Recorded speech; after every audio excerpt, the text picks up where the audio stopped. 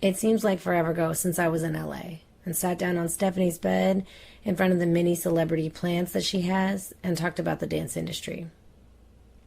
Stephanie doesn't really go by our government anymore, but we go way back to middle school, and watching her from afar succeed in an industry that she always wanted to be in warms my heart. So I was really, really excited that I'd be close enough to her last month to interview her. Today, August 29th, is her birthday, so I just had to get this episode out to celebrate what she does best, being herself. This is a little bit longer of an episode, but I decided not to edit it because so much was completely packed with things that most of us don't know about when we see a successful dancer, much less a famous one. Recently, Packrat and I got in touch when I was going through it, and I reached out in hopes that I could connect with somebody, and there she was. FaceTiming me and calling me to talk about all the shit that we can't talk about, the stuff you're not supposed to hear or see. And although we've embraced bearing it all and being ourselves on our own individual way, going to LA and doing this podcast episode with her was something truly special and honest that doesn't happen every day, especially in LA, and especially not from artist to artist. It can be competitive, hard, temperamental, cold, and lonely. But a lot of good can come out of people who feel equally out of place, literally using that as their point of connection. I'm Amanda Levy. Justin Green is giggling in the background of this episode, and this is Artist Gripes.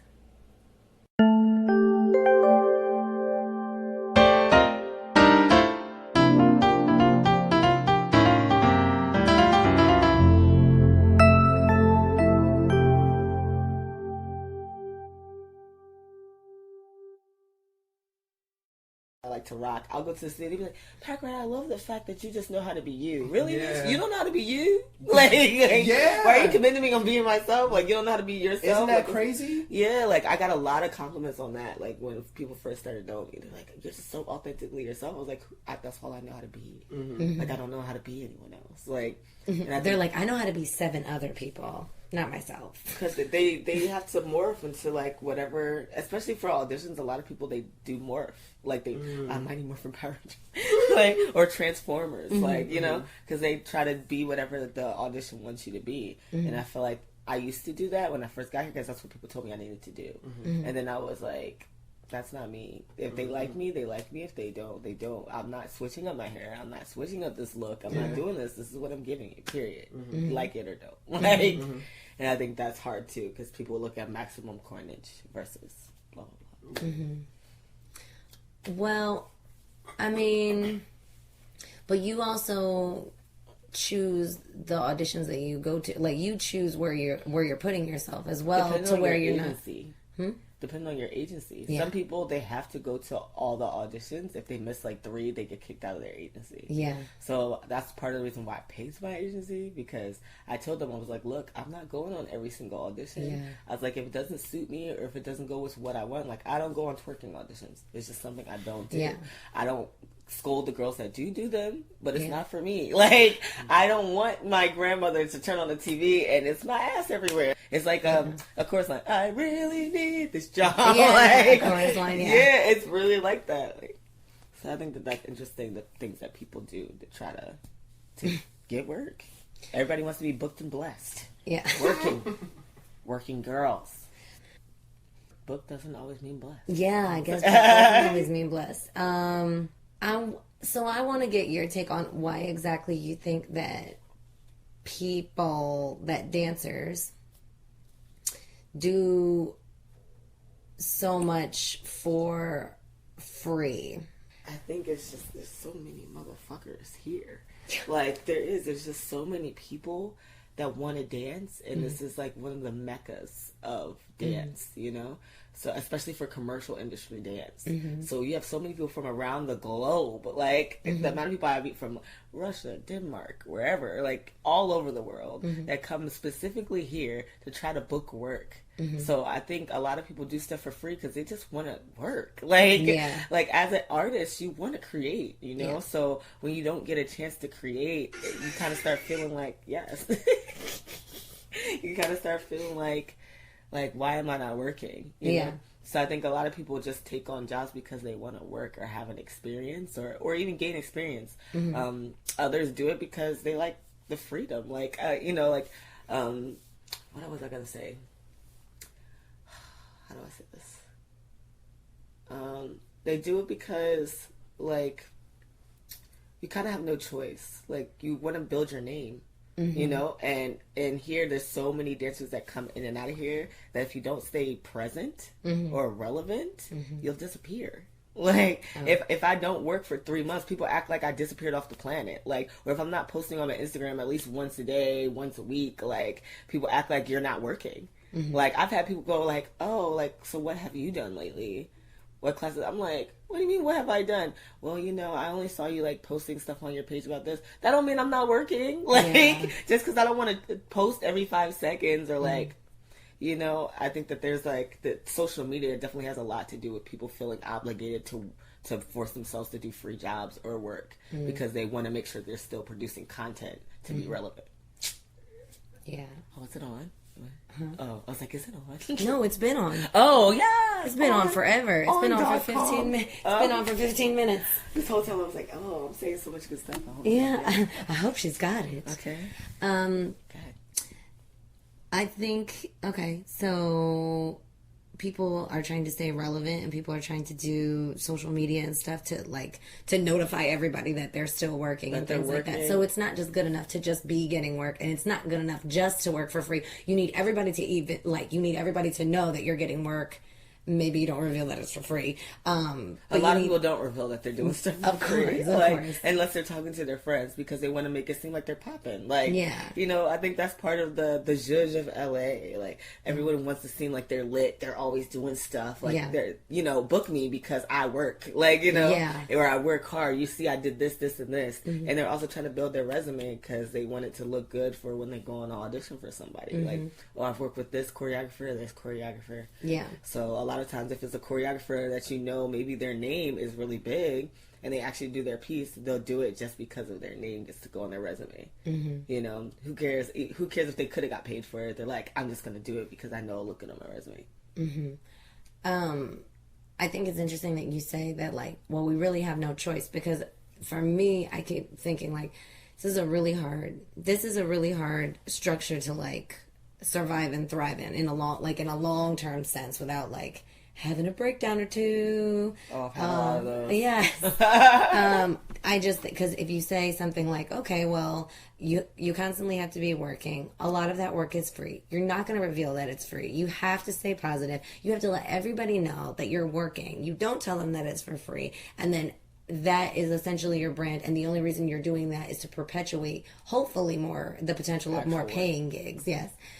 And that's hard too, because you're spending twice as much money to do the free work than you do to get paid. Yeah. People forget you have to travel to and from rehearsal. Yeah. Right? You have to travel to and from rehearsal. You have to buy your own costuming.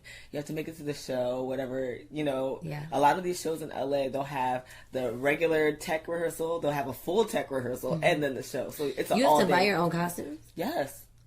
A lot of these choreographers don't pay for your costuming. They say the colors are this and this. Come in that for the show. No. Yeah, send me pictures of your outfit. Like, so that's one thing I definitely didn't know moving out here. I didn't know that. I'm paying for everything. Like, I have to pay to make it to your rehearsal. I have to pay to be technically to wear whatever I need to wear. Oh my god! But all these showcases charge entry fees. I did not know that. Yes, they charge you to come watch the showcase. So it's like, how are you charging me to come see the showcase, but you're not paying the choreographer or the people that are performing in the showcase? Oh my god! But that's the thing. It's all about the name on the resume. Oh my god! Like, they're like, oh, you get to put this on your resume that you did this, and our name holds this stature, so therefore we don't have to pay you anything because we know our name's going to make your resume look good.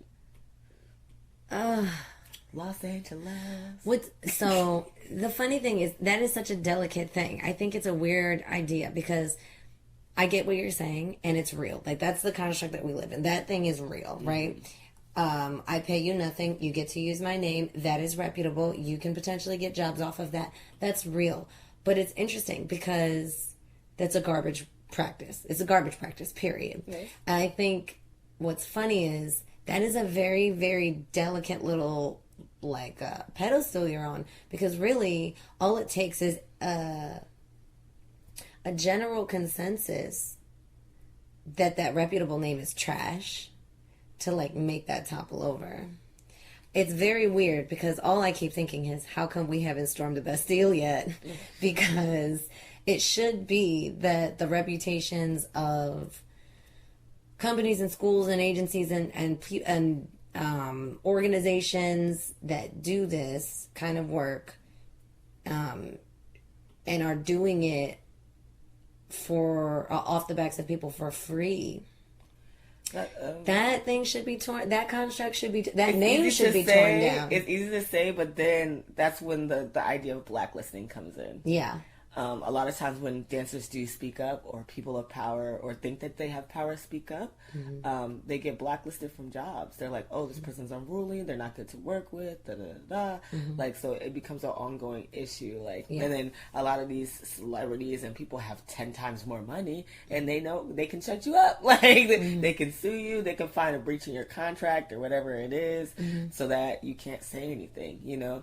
So I think that scares a lot of people too. Like, if you don't, and that's a part of the thing with a lot of dancers too. Not everybody went to school for business and understands how to read a contract, especially if you don't have an agent to look over your contract for you. So you don't really truly know what you're signing away. Like, and they'll have you sign NDAs where you can't say anything about, like, you know, the project, the people, the whatever, but then they treat you like crap and you're like, like, who do I tell about this? Yeah. And then you tell your agent, they do the best they and they're can. Like, nothing. You signed a paper. Yeah, like, they'll do the best they can, and they'll be like, well, you signed this, or they'll say, like, at the end of the day, like, what do you want us to do? Like, they have X amount of lawyers, X amount of dollars, like, now what? Like, so I think that's that part that scares a lot of people too, is that they want to work, and the industry is so small. Like, as you know, like, even as, like, if you're an actor or producer or anything, usually the circle is small. Like, you know, there's a set number of people, and you're going to run into those people because they're the ones that really hold the scene, you know,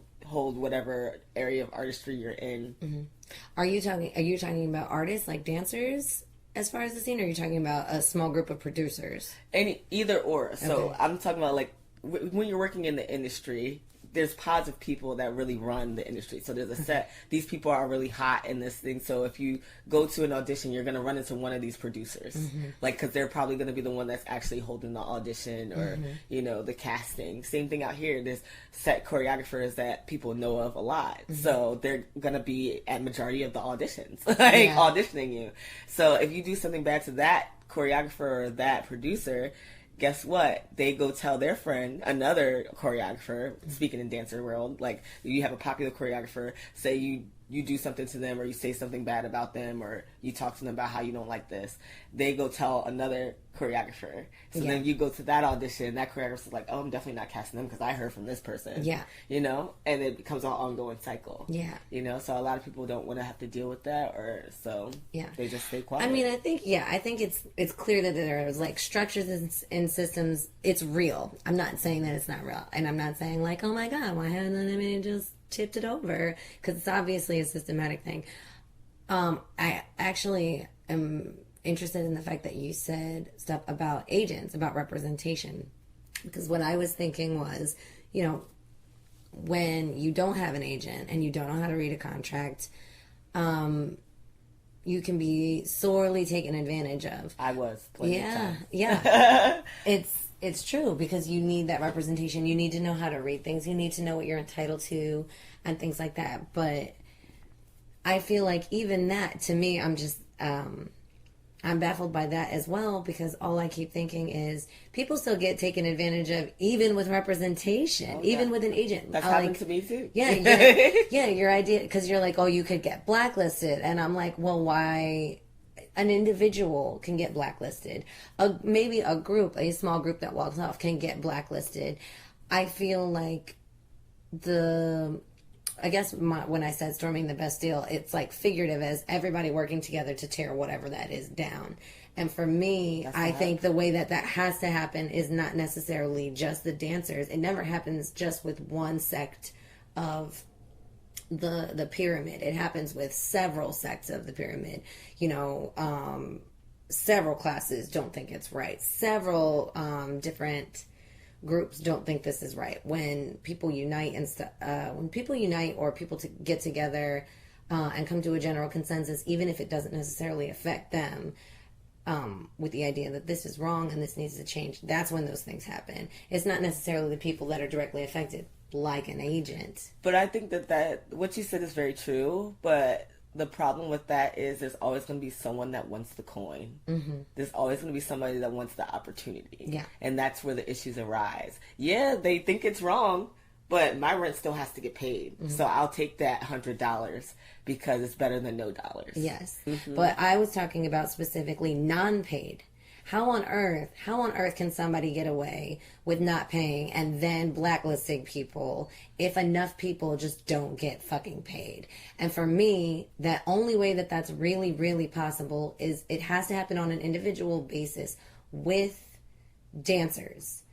You work for free? No, I don't want to work for free. You are blacklisted. You work for free. I don't want to work for you are also blacklisted, and so on and so on. However, what I don't understand is how that could possibly happen when you have representation. I'm not saying everybody needs representation. You have to get there if you want to be protected in a certain way by an agency. That shouldn't be the fucking case at all.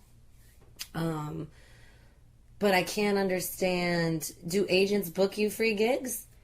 No. They don't book you free gigs. Agents don't book you free gigs because agents are getting paid off of free gigs. Okay. So how it works with the agency is that they never pay an agency and then they're like, by the way, it's non-paid in the agency pocket. Something. No. Okay. The job is when you sign off, depending on your agency, is 10%, 20%. Mine is 10%. So they'll find you jobs that they can take money out. Usually it's no less than $500 for a job. Oh, that's good. So that way that you're not getting pennies. Like, you know what I'm saying? You're still going to get not that much money, especially if you're living in LA for rent. But they try to not go lower than 500 because then they're not going to make any money and neither are you. Yeah. So they try to find you, they won't find you little paid jobs. Like that's a lot of that stuff you do on your own. Like if you still want to work, besides the big auditions that they send you, you have to and that's how it is as a dancer. Cause you might go on 20 auditions for big artists. And what if you don't get any? Yeah. But you can go on like an LA casting, you know what I'm saying, and submit for your own roles, and you may get like 3 $200 jobs. And now your rent is paid. Yeah. Like, you know what I'm saying? So and if you really want to, you can hit up your agent, because I've done that before where I've had contracts for smaller jobs and I just ask them to look at it and they'll do it for you. You know, and sometimes they'll be like, oh, you know, which I'm glad about my agency. They'll be like, oh, you booked it yourself, you don't have to pay us. Oh, that's type of nice. thing, yeah. Which that's part of the reason why I love my agency. They're like, you booked it yourself, you know, you don't have to pay us. But if they book you for it, or if it's a big job and you ask for the help, they consider that as a convenience fee. Like, you know, like they worked for you. Yeah. Like, so you have to pay them. Definitely. So. Well, that's good. What I mean is, I know when you say you don't get, like you say, you don't have a choice when you don't get paid. Like if you don't get paid because you're getting, you're using somebody's name and that's how, like, that's your payment in some weird ass way. The idea of telling an agency, like, obviously they're not going to book you for a free gig, but there's something about representation where there's sort of, they have the power, the sway, or the influence in some way. That's what their job is, to have the power, the influence, and the sway, to get certain people through the door with jobs and to have relationships with certain organizations that are looking for talent. Where I left off on the last episode with Kat was the fact that I didn't know this, that dancers had no union. There was no fucking... So this is what I'm saying. I think dancing is a very, like, in a lot of ways, I think dancing is a very specific thing that needs certain freedom, like, cannot fall under the blanket of SAG and cannot fall under the blanket of equity, because the needs, the demands, and the turnover of the work is just a total different monster than being an actor or a singer, like, or anything else that you do in that. So for me, it bothers me really, really, really hard that we have, like, you know, the Alvin Ely School and we have, like, the Martha Graham School, and I'm like, and they ain't started a union. Like, how on earth could you know people get fucked? Like, you know hard that people get fucked. That's how they make their money, yo. Dancers are some of the most cheated artists on the planet. Exactly. I agree completely. And people just deal with it. Yes, and what I find most upsetting is it would be more of a choice if you had a union. That's how I feel. Right now, you're like, it's funny that you mentioned just now, you said you have a choice. But at the very beginning of this podcast episode, you said, well, you kind of have no choice. Well, and that's where you're stuck. Well, you can choose to do it, but most people are going to pick to do it anyway. Because like I said, for those reasons. Yeah. You want to stay relevant. Yeah. You want to make sure that you're working. Exactly. You want to create. Like, I know as me as an artist, if I don't create within a week, I feel like crap. Yes. Like, I'm like, why am I not doing anything? My life is boo-boo. Like, I'm not booking. Da-da-da. Like, and I start getting in my head, like, and overthinking me as an artist and what I bring it through my artistry. Yeah. Just because I didn't do stuff for a week. Like, you know what I'm saying? So I feel like that, I feel like when you're a true artist, which I definitely think there's a difference between dancers and artists, whole nother story. But for me, if you're when you're an artist, you just love to create. Yeah. So you want to work. So that's when that issue comes where, but then there's a difference between dancers where they're like, I have to do this because I want to, like you said, there's that, I think what you said, what Kat was talking about in the opposites of success. Yes. What they believe success is working with the biggest artists and doing these award shows, and that's their idea of success. Yeah. Where me as an artist is like, I want to create, I want to do cool stuff that no one's ever seen before. Like, you know what I'm saying? And yeah, I'll do the other stuff too. That's cool. It'll bring me some coins. But at the end of the day, I live off of the creativity aspect. Yeah. And I know it's not just for a coin. You know? Yeah. I do it whether I'm making a coin or not. Yeah. So I think that has to play in a lot with why, like I said, why some people, it's a choice. Like for me, it's a choice. I literally choose whether I want to do something for free. A lot of times when I do it for free, it's because I really enjoy working with this creative person or this choreographer. But you're established at this point. So I would say, do you think that's it? Yes. Would you say that you, how long ago did you move here? 6 years ago. Okay, let's say, so 6 years ago. I did a lot of the choice from outside. The choice is the same. It's the same choice. But was it really a choice? 6 years ago, was it a choice? 6 years ago, was hella not a choice. The first thing I said was 6 years ago. It wasn't a choice. Yeah. I came out here, I didn't know anybody. Yeah. I didn't even know really how to get into the industry. So when anybody asked me to do anything, I was like, yes, yes, yes. Like, what do you want me to do? Yes, yes. Be in this for free? Sure, I'll do this for free. This for free, this for free. And I think it was also my interpretation coming from New Jersey and going to the high school that we went to. There was no specific dance program to tell me what I needed to do, headshots, like, you know, resumes, what I need to do to even break into the industry. So a lot of it was just like, let me do whatever just so I can get experience. And that's why I said, it comes on your background. You know what I'm saying? If you come from a family or somewhere where they teach you these things, like, you know, but on the East Coast, we don't, you know, now we have more arts programs. Yeah. But I feel like us growing up, we had like choir, you know what I'm saying? You had band, but there was no literally how to get into the industry in our school. So it was like, I didn't have a way to know how to do anything. So I just did everything when I first got here just to get experience. I was like, I don't care if it's free. I don't care if it's not paid. Like, I'll just do it because I want to start meeting people. I don't want to be out here by myself because I came out here by myself. I don't want to be out here by myself. Yeah. So I'll just go to every dance thing. I'll do whatever anybody asks me for free. Now I got to the point where, oh no, I'm 30, I need to get paid. Like, rent has to get paid. Like, I have bills to pay. I got student loans. Like, I have to be making money. Yeah. So now it's a choice because I'll choose, like, oh, this friend asked me to do it. I really like their work. I'm going to do it. Or I could be like, this person asked me, I never talked to them before. They've never talked to me. And now that you just want to use me in your piece, I'm good. Like, it's for free and you want me to use me? No. Yeah. And they'll say that a lot of times in the dance industry. They'll be like, yo, can I use you in this piece? Like, they literally mean use you. Yeah. Like, it's not like artist exchange. You're like, no, I just want to use you for now and I'll probably never talk to you after this. Yeah. Like, I just want to use you in this piece. Thank you for whatever you're going to bring. Can I steal you for a minute? Okay, yeah, that's literally it. It's like it is not figurative. It is literal. Yeah, it's literal. So I definitely think, like you said, when I got more established, now it became a choice. But in the beginning, it's not a choice. Yeah, it's definitely not. And that makes it really hard. And I think it's you mentioned something about the fact that we didn't have a formal dance program. It's interesting because a lot of the times many high schools just come from this, a program in the same way that we come from our program. And that is all things creative are all grouped together no matter what. Like literally, geographically in our school, the art school, the music room, and the choir room were all on that one corner.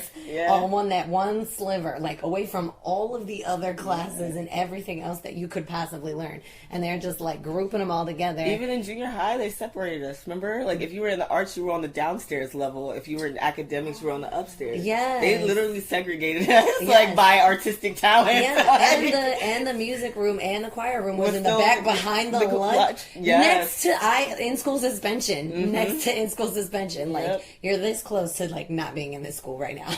You are one room away. Okay, from being in detention all day. I mean, I think that's always a big misstep when it comes to that stuff. But I also think that something has to be regained about dance specifically, because you're saying that once you get out of high school, then there are formal dance programs. There are formal dance programs in like college. Yes, which is what I did. Yes. Mm-hmm. So, but they still didn't teach me. Yeah, but they don't teach you how. Yeah, they still didn't teach me like literally how to break in. Yes. Because the school I went to, they were all about being in a company. Yeah. Like, which I didn't know the difference. Like, you know, I feel like when you're coming in, that's why I said, when you have a program, you don't know, and you don't really know. Even though I researched, I knew you had to have a headshot because you can Google search that. Yeah. Like, you know, I had to have a headshot and resume. But how to find auditions, Yeah. how to start booking work, how to get an agent, like, they didn't really say much about that. Even in school, it was like, this is how you get into a company. Yeah. I don't think, to be quite honest, I don't think anything in the arts really tells you how to do any of that shit at all. I don't think I've had any luck with that. I don't think anybody has. I'm starting a YouTube channel. As far as, I'm going to give the girls all the information. I mean, I think at least just some basic shit. Like, this is what you need to do for an audition. This is what you need to do for a callback. These are the kind of shoes that you need at all times, all the time, no matter what. Yeah, like I tell people I have a dance bag. A lot of people don't realize that. Like, a lot of times I'll have a ready dance bag that has deodorant, that has a pair of heels, because most times they'll ask you to bring heels or sneakers, has heels, sneakers, a sweat towel, because you're probably going to sweat a lot, snacks. Yes, you need lots and lots of snacks. Yes. I learned that the hard way. Snacks. Yes. Like, for real, because you never know how long they're going to last. And that's the thing, too. Like, I think a dancer union would help, because capping off how long an audition can be. Yeah, I can't imagine what that's like for dancers, because when I hear about a dance audition, it's not standing for 10 hours. It's dancing for 10 hours.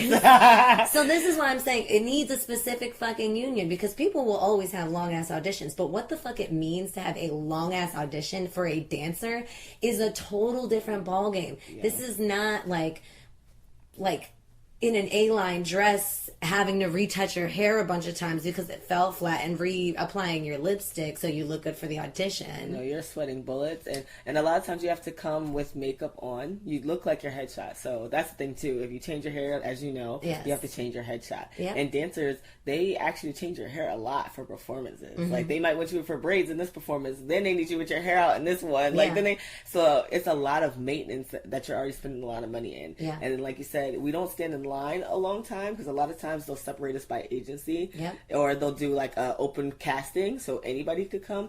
But it's also a thing of, you're in a room with a bunch of people at the same time. Like, unlike, you know, the intimacy that you'll get like with a lot of actors auditions, you know, or singing auditions. A lot of times it's more intimate. 3 people in a room with like a lamp, and then you on the stage like, hi, and they're like, go. I wish. No. It's like 200, 400 bodies in one room. Yeah. You're all looking at this one person that looks like a pebble if you're in the back. Yeah. And they're trying to teach you a combination. They teach you it like super duper fast, like with no time to breathe, like, and they're like, do you got it? Okay, time to audition. Like, wait, what? Like, so they teach you everything really fast. You can barely comprehend it. You can barely see. And then you have to do that over and over again. Like, and a lot of times they'll split you up in groups of 5, maybe groups of 10, and they'll pick who they want, and they'll be like, thank you for coming, blah, blah, blah. Like, you know, so those people will leave. Then you do it again with more and more people until they do it. And then if they have a callback, you have to go back to that. Sometimes callback is same day. Yeah. Like, so then audition, you literally just finished dancing,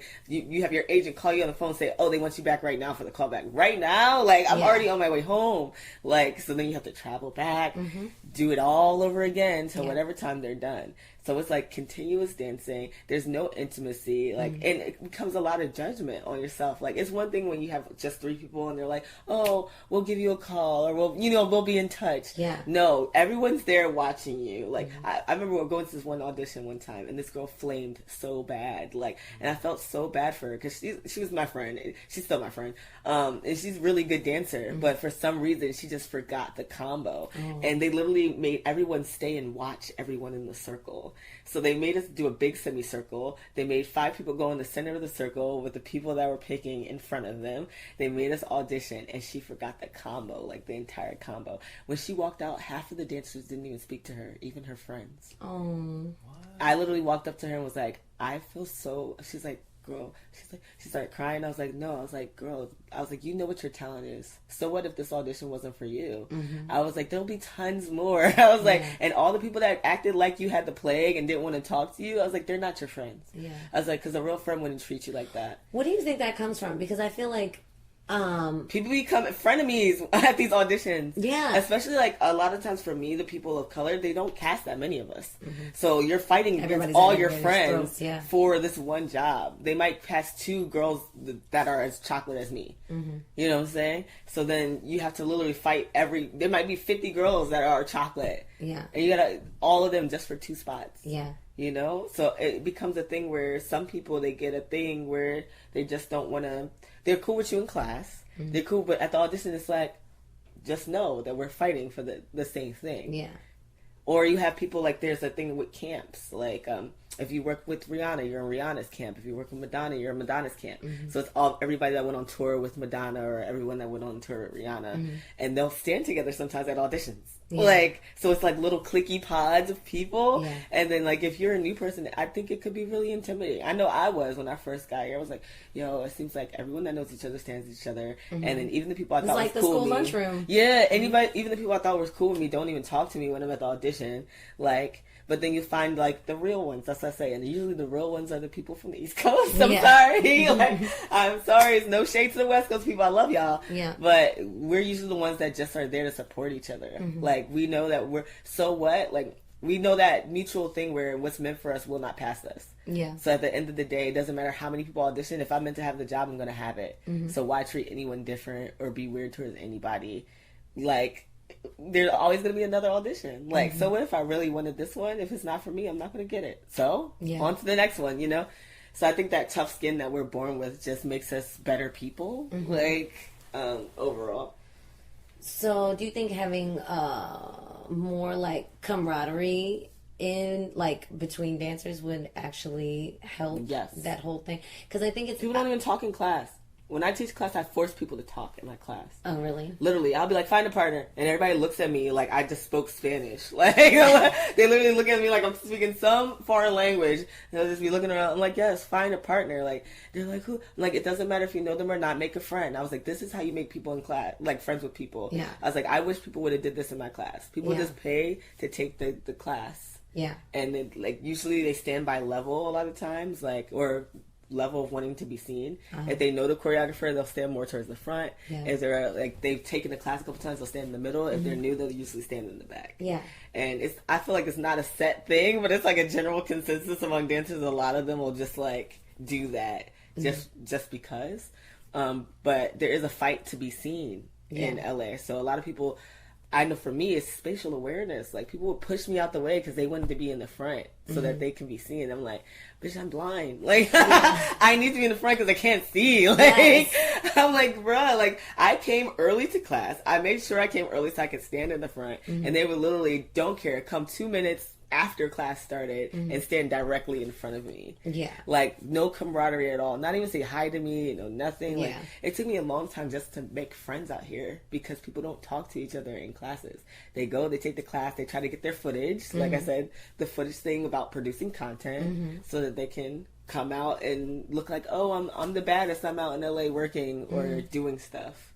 But the camaraderie is really bad. Like, I think some of us are trying to make it better, but I think it's going to take a lot lot of time. Like, as long as they keep making dancers fight for auditions the way they do, like... This is why y'all need a union. Yeah, okay. This is what I'm saying. I feel like, I mean, there's obviously a competitive nature with certain things, but I feel like a lot of people have an easier time becoming comrades or friends when they feel that there is something that's backing them in some sort of way in which they're solid on. And that thing is a union. Like, most of the people that are equity are the people that at the audition are breaking the ice. Like, hey, what's up? Chill out. Like, it's good. Like, where are you from? Like, it's those people, because the newbies don't know what to do, what to think, how to approach anything, or even how to interact with anything that's going on in there. And I think walking into a room and seeing that everybody is grouped except for you, and then no one is also talking to you, that just makes you feel like, okay, well, I guess what I need to do in order to feel better is feel welcome, which means I need to fit somewhere in these pods. But right now, I'm against all of these individuals, so I'm going to slap them all so I can get into these pods, because feeling estranged is not a good feeling. It's just not for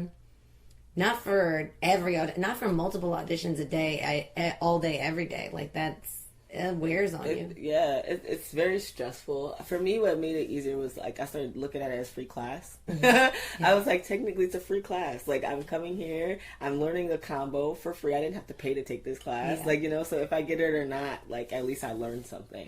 And I think that really helped me to take the pressure off. But certain people, like, certain choreographers definitely ease the stress of people. Like, they'll come in and they'll be happy. They'll be like, look, guys, it's really nonchalant. We're just learning this. And their energy, sometimes just the energy of the choreographer can make it feel a lot easier to deal with. But yeah, and I think the camaraderie is hard because of, like you said, there's all those factors. You want to work, you need money. Like, so people are like, I need to pay my rent, so I need to book this. So then they're like, I don't care that you're my friend, because I'm going to do whatever I can to those circles also represent money too. Like, those groups are the people that are getting paid to and dance. they feel like, oh, I've worked with these people, so they already know my resume is stacked. So they already have more confidence because they have more jobs on their back. I think that plays a lot too. I think if a lot of society knew, they don't. They just see you on TV. Even like people from high school, they just see me on TV and they're like, "Oh my gosh!" They have no idea what it took for me to get to those points in my life, or what I had to do so that no one knows that some of the auditions for the biggest jobs I ever did, I was in the audition till like 2-3 in the morning, from 9 that morning, like passing out, like because your body gets exhausted. Be aware of who you are. And don't be afraid to be authentically yourself. I feel like in the industry, they try to mold you or make you feel like you need to be a certain way in order to book, or you have to do certain things like posting every day and this. If you don't want to post every day, don't. Like, you know what I'm saying? If you don't feel like taking class a day, don't feel pressured to take class just because you want to look like you're popping. Like, know your morals, know who you are. And enjoy your journey as an artist. That would be the advice you would have given to any baby Packrat 6 years ago. Look, baby, yes, for me, I would. If baby me 6 years ago, I wish I would have just told myself, like, don't be afraid to just live in your truth. Live in your truth, and fuck what anybody else has to say about it. If it's meant for you, it will not pass you. And I wish I would have just told myself that. And I think that would have helped me so much, like, just to deal with all of the bullshit, because they make you feel like you have to morph into something that you're not just so that you can book. Like, because think about it. If, I don't know, say Beyonce, sorry Beyonce, but say Beyonce, if you look at her dancers, they all wear, like, bodysuits, and they all have, like, certain haircuts. Like, you know what I'm saying? So a lot of people will try to look like the idea of what her brand is, because they know that that's what she books, and that's kind of what it goes. That's why I kind of go for more edgy stuff, like, because I know my look is edgy. So I'm like, okay, well, I would probably work for more edgy artists. I couldn't go audition for like a Gwen Stefani, like, you know what I'm saying? Like, you know what I'm saying? Or somebody, like, I don't know, like different artists, like, because they're looking for a specific look, and LA is a lot about how you look, and I think that defeats us sometimes. Like, you're too tall, you're too edgy, you're too this, you're too that. You're always getting something slammed on you about what you need to do or how you need to be. Be yourself. and just be proud of who you are. Know what you like to do. Know your morals and stick to them. And just don't quit. Like that's really the key. People ask me like how I got to where I am. Don't quit. That's it, yeah. Literally, don't quit. Just keep going. Keep doing Eventually, it, yeah. something's gonna happen. I feel like that's always why people don't make it. Mm-hmm. Like, I don't know if you saw that picture. Did we talk about this? There's like a picture of like a guy. He's mining for a diamond, and like literally his pick is like 2.5 seconds away from the diamond, and he gives up and walks away. Like it's like a picture of him like walking away. Oh no! And he was literally this close Yeah. to like getting to the diamond. It Yeah. was the same thing like with like a rabbit and a carrot or something. Yeah. It was like a small little leaf, and he didn't know the carrot was so big, and he couldn't like Oh. get it out of the get it out of the ground. But that's what it means. Like people, you never know how close you are. And just don't quit on yourself. Don't Yeah. give up on yourself, and know that you're enough. You're enough. Is that a good ending? I'm enough. Yes, you're enough. We're enough. We're enough. Thank you for listening to Artist Gripes. I want to wish Stephanie Whitfield, aka Packrat, a happy birthday from the East Coast. I would also like to thank Justin Green, whose input in the background I just had to keep. I would also like to thank, last but not least, Stephanie's plants, Pebbles, Matilda, Brodaya, Brenda, Luna, Patricia, Holly, and Winnie Nukailela Ashe Squared. Artist Gripes is a No Peeking production, and if you don't know what that is, visit nopeekingtheater.org, visit our YouTube channel, or give us money on our Patreon. Pre-show and post-show were written by me, Amanda Levy, and the theme was composed by Julian Gordon. Bye! The podcast you just heard was made using Anchor. Ever thought about making your own podcast? Anchor makes it really easy for anyone to get started. It's a one-stop shop for recording, hosting, and distributing podcasts. Best of all, it's 100% free. Sign up now at anchor.fm/new. That's anchor.fm/new to get started.